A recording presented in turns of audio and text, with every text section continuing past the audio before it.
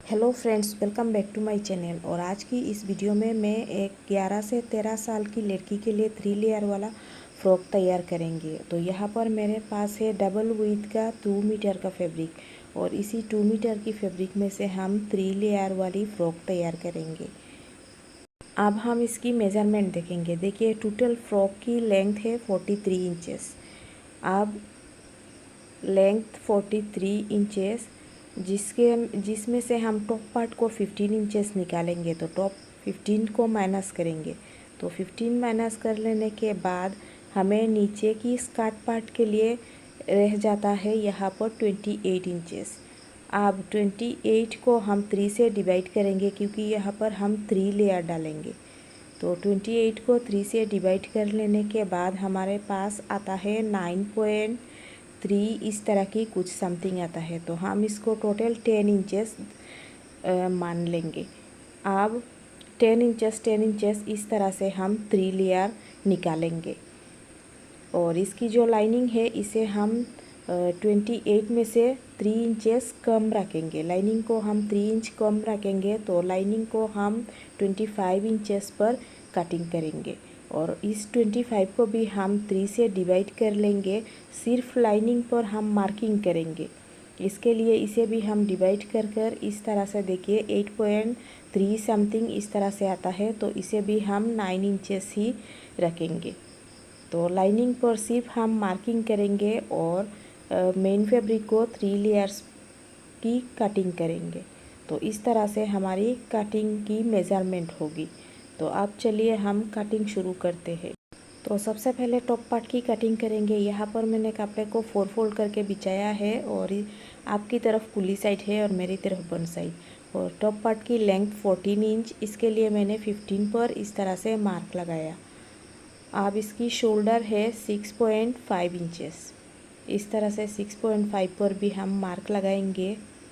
इसके बाद यहाँ पर शोल्डर स्लोप के लिए हाफ इंच पर एक पॉइंट डालेंगे और इस पॉइंट से 6.5 में आर्म होल भी के लिए भी मार्क लगाऊंगी और इन दोनों पॉइंट को हम इस तरह से मिला देंगे।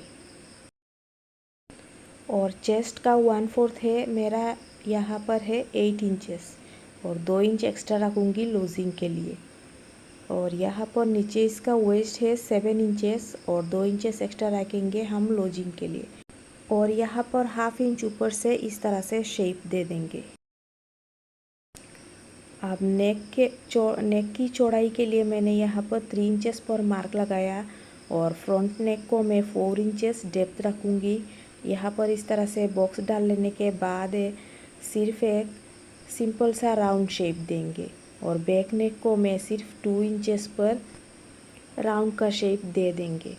इसके बाद हम आर्म होल के लिए मार्क लगाएंगे। तो आर्म होल के लिए देखिए मैंने यहाँ पे 3.5 पर इस तरह से मार्क लगाया और यहाँ से एक राउंड शेप दे देंगे। और फ्रंट के लिए अंदर की तरफ हाफ इंच इस तरह से मार्क डालेंगे और ये हमारा फ्रंट आर्म होल होगा। इसके बाद हम इन दोनों पॉइंट्स को भी इस तरह से मिला देंगे और फिर हम सारी बैक मार्किंग को कटिंग कर लेंगे। तो इस तरह से कटिंग कर लेने के बाद मैं एक पीस को हटा दूंगी जो हमारा बैक पार्ट होगा। इसके बाद हम सारी फ्रंट मार्किंग को कटिंग कर लेंगे। फ्रंट की नेक और आर्म होल को हम शेप दे देंगे। और सॉरी, इसके लिए मैंने आपको लाइनिंग के बारे में बताना भूल गई थी। तो मैं इसके लिए 2 मीटर लाइनिंग इस्तेमाल करूंगी और सेम जिस तरह से मैंने टॉप पार्ट कटिंग किया है सेम टू सेम लाइनिंग को भी हम कटिंग करेंगे। आप देखिए इस तरह से बैक पार्ट की जो मिडिल पॉइंट है यहाँ पर सिर्फ 2.5 इंच पर इस तरह से काट लगाएंगे हुक डालने के लिए। और 2 मीटर लाइनिंग में से टॉप पार्ट की कटिंग कर लेने के बाद जितना भी बचता है वहाँ से मैं इस तरह से 25 इंचेस की स्कर्ट पार्ट निकालूंगी और मेजरमेंट मैंने आपको पहले ही दिखा दिया था। लाइनिंग को भी हम 4 फोल्ड करके बिछा देंगे और बोन साइड में से यहाँ पर हमने टॉप पार्ट की जितना भी वेस्ट डाला था 7 के साथ और 2 इंच एक्स्ट्रा, तो सेम वैसा वहाँ पर भी हम वेस्ट को डालेंगे लाइनिंग पर।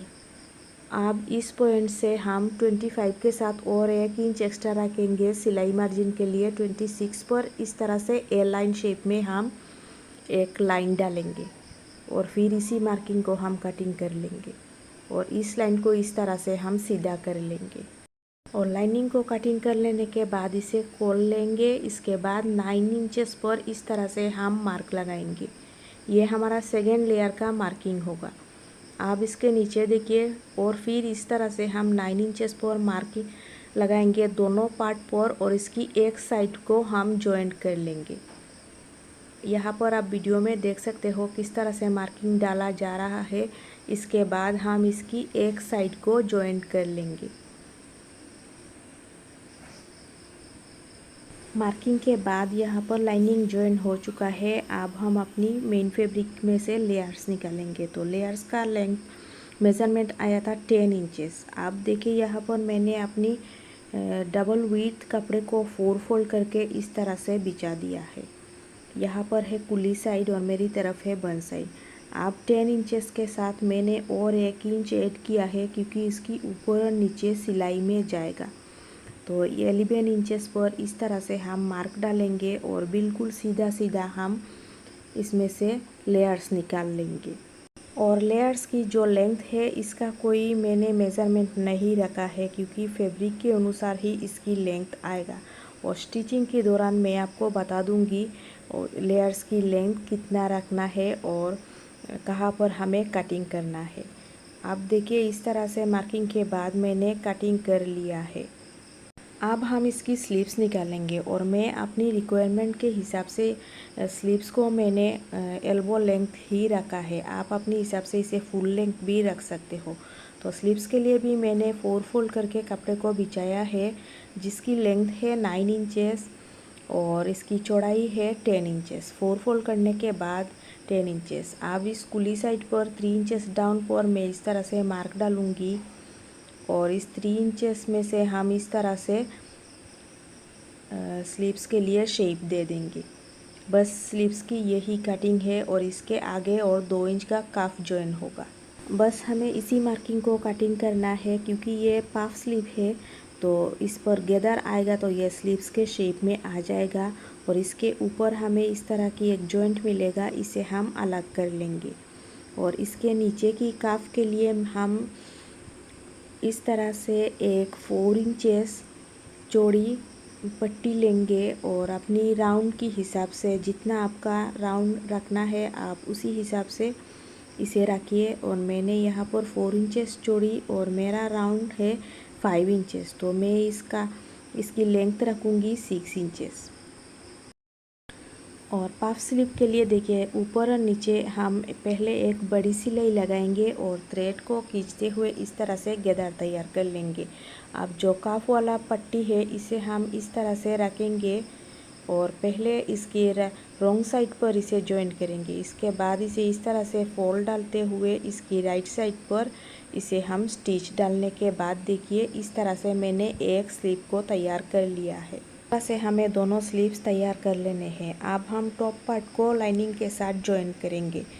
तो इस तरह से इसकी राइट से राइट मिलाते हुए हम लाइनिंग को रखेंगे और इसकी नेक की जो कटिंग है वहाँ पर बिल्कुल इस तरह से स्टिच डाल लेने के बाद इसे राइट साइड पर टर्न करेंगे। तो इस तरह से लाइनिंग के साथ नेक की जॉइन हो जाने के बाद देखिए बैक पार्ट पर जो मैंने हुक के लिए काट्स लगाया था इसे मैं अब लाइनिंग पर मैं जॉइन डालने के बाद कट लगाऊंगी। तो कट लगाने के बाद इस तरह से छोटे छोटे नोचेस डाल लेने के बाद इसे हम अंदर की तरफ टर्न कर लेना है। सेम हम फ्रंट पार्ट पर भी इस तरह से करेंगे जैसा कि आप इस वीडियो में देख सकते हो।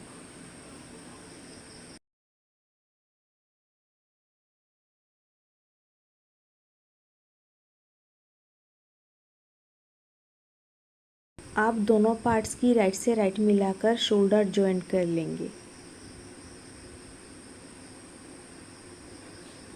अब हम इस पर अपनी फिटिंग के लिए मार्क डालेंगे। इसके बाद इसकी एक साइड को हम जॉइन करेंगे, सिर्फ एक साइड को जॉइन करेंगे। अब लाइनिंग का जो फैब्रिक है इसे लेंगे और इसकी एक साइड पे तो हमने पहले से ही जॉइन डाला हुआ है और दूसरी साइड पर इस तरह से फिटिंग का निशान लगाएंगे। इस तरह से निशान लगाने के बाद हम अपनी लेयर की फैब्रिक को लेंगे और इस तरह से छोटी छोटी प्लीट्स डालते हुए फर्स्ट लेयर को हम ज्वाइन कर लेंगे।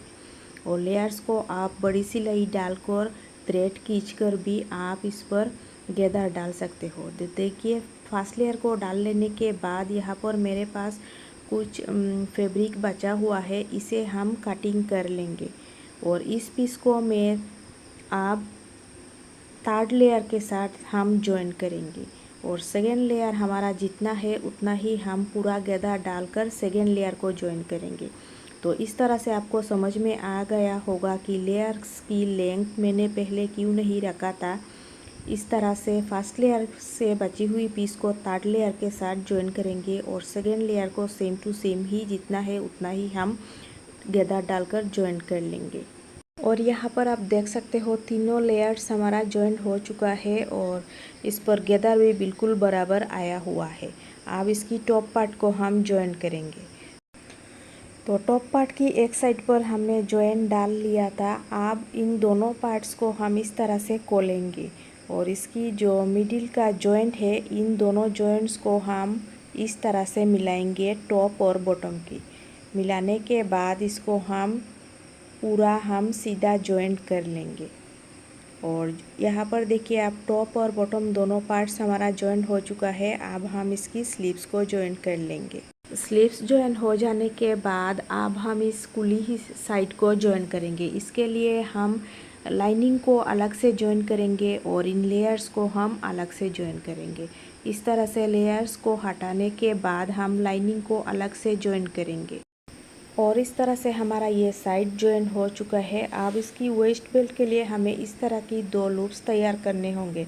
तो इसके लिए मैंने यहाँ पर 5 इंचेस लंबी 2 इस तरह की स्ट्रैप्स तैयार किया है, जिन्हें मैं यहाँ पर इस तरह से ज्वाइंट कर लूँगी। अब बेल्ट के लिए हम अपनी वेस्ट से 1 गुना ज़्यादा और इस तरह से 4 इंचेस चौड़ी एक लंबा स्ट्रिप लेंगे, जिसे इस तरह से बीच में से फोल्ड डालेंगे और यहाँ पर एक तिरछी सिलाई डालने के बाद पूरी लंबा सिलाई डाल लेने के बाद हमारा बेल्ट भी तैयार हो जाएगा। अब सिर्फ आपको इसकी बैक पार्ट पर हुक डालना है और इसकी लेयर की जो नीचे की रोज जैसे इन्हें आपको हेम करना है। तो हेम करने के लिए मैंने यहाँ पर बिल्कुल बारीक सी सिलाई डाला हुआ है। तो वीडियो कैसी लगी, अच्छी लगी हो तो प्लीज़ मेरे चैनल को लाइक शेयर और सब्सक्राइब करेगा। जल्द ही मिलेंगे अगली वीडियो में, तब तक के लिए बाय बाय।